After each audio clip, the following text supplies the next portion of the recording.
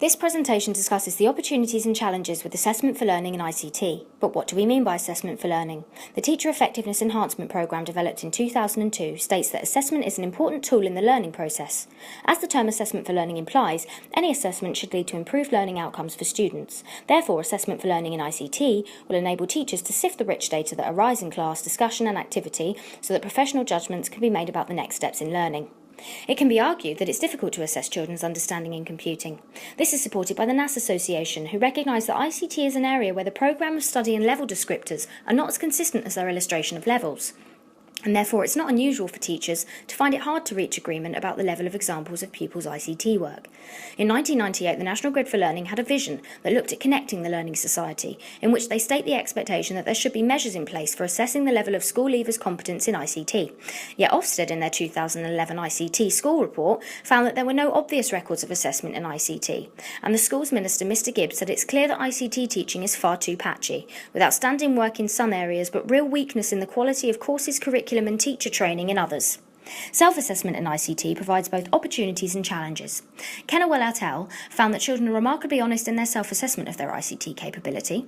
However, Black and Williams state that pupils can only assess themselves when they have a sufficiently clear picture of the targets that their learning is meant to attain.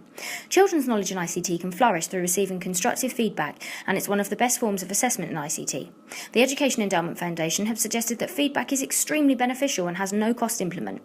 Quad blogging is another example of how feedback is given using ICT. It's an online database where thousands of schools work together to peer review and assess the work submitted by children in their schools. Ofsted have reported that quad blogging creates profound and impact developing pupils' teamwork, communication and problem-solving skills. Electronic portfolios are a fantastic way for children to build up records of their work and assessment in ICT. The Qualification and Curriculum Authority started Project eScape in 2003.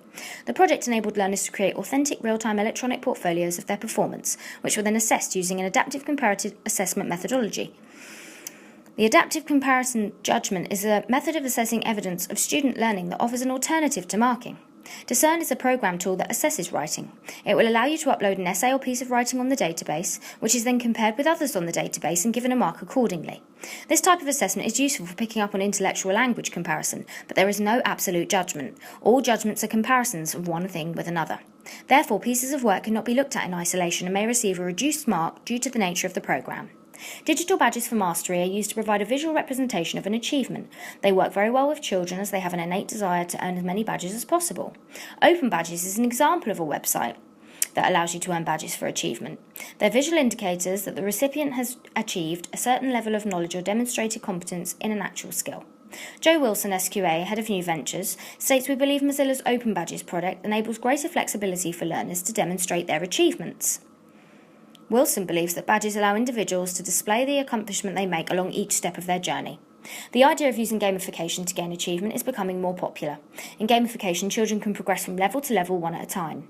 The key to success is explained perfectly by McGonigal 2011, who holds the view that if the goal is truly compelling and if the feedback is motivating enough, we will keep wrestling with the game's limitations creatively, sincerely and enthusiastically for a very long time.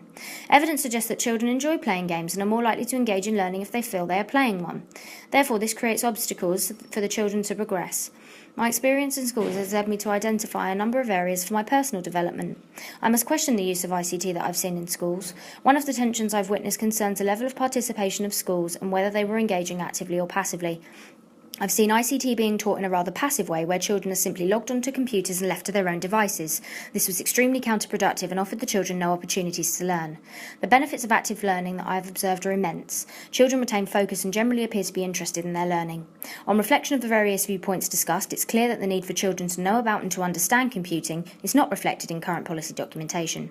It's as if there's been a ban on ICT progression. What is obvious is the need for the way in which ICT is taught in schools to change.